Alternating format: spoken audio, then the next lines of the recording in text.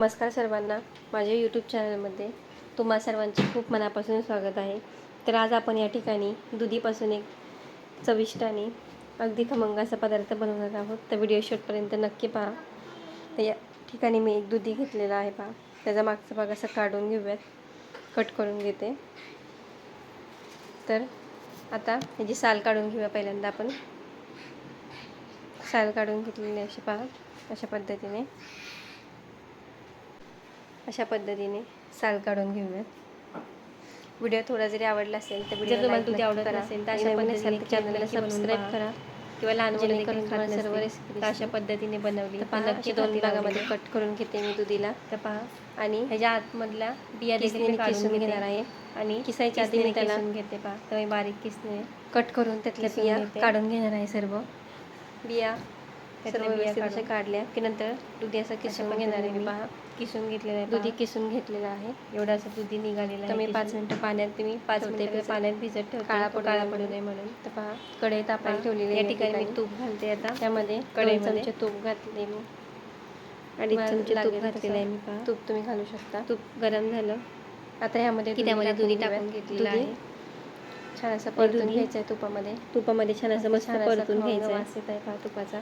एकदम तूप टाकल्यामुळे तुपामध्ये मस्त दुधी आपल्याला खमंग सुटला आहे तुपाचा. त्याचा कच्चापणे जाईपर्यंत एकदम छान, त्यामुळे आणखी छान चव येते पहा. दुधी असं व्यवस्थित परतून घ्यायचं आहे आपल्याला. हे दुधी परतेपर्यंत मी या ठिकाणी अर्धा लिटर दूध तापायला ठेवलं होतं. दूध देखील तापलेलं आहे. आता दूध यामध्ये घालून घेते. दूध टाकून घेतलेलं आहे पहा. आता ह्याला हलवून घेऊयात आपण आणि यामध्ये ड्रायफ्रूट्स घालते. तर मी ड्रायफ्रूट्स तुपामध्ये भाजून असे वरून त्यामध्ये घातलेले आहेत पहा. हलवून घेऊया भाजी. खीर अशी व्यवस्थित हलवून घेऊया पहा. केसर घातलेलं आहे त्यामध्ये. पुन्हा त्याला मिक्स करून घेऊ आपण. आता यामध्ये साखर घालायची चवीप्रमाणे, तुम्हाला लागेल त्या पद्धतीने गोड कमी जास्त करू शकता.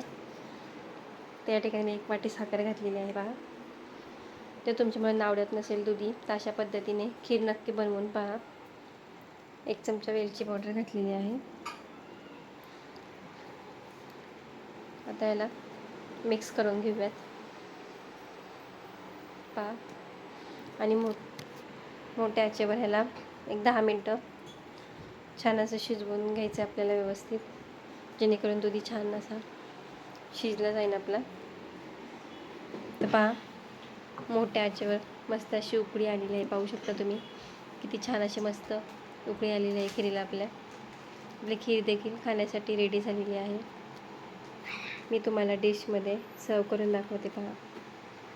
तर कशी वाटली रेसिपी मला कमेंट करून नक्की कळवा आणि तुम्ही कुठून पाहता ते देखील सांगा. व्हिडिओ आवडल्यास व्हिडिओला लाईक करायला विसरू नका आणि नवीन असेल तर चॅनलला सबस्क्राईब नक्की करा. तर पहा, मस्त अशी दुधीची खीर झालेली आहे. एकदम पाहताच तोंडाला पाणी सुटेल तितकी छान देखील लागते. तर नक्की करून पहा. अशा पद्धतीने पहा, आपली खीर तयार झालेली आहे. इथपर्यंत व्हिडिओ पाहिलात त्याबद्दल तुम्हा सर्वांचे खूप मनापासून धन्यवाद. भेटूयात पुढच्या रेसिपीसोबत. तोपर्यंत बाय. थँक्यू.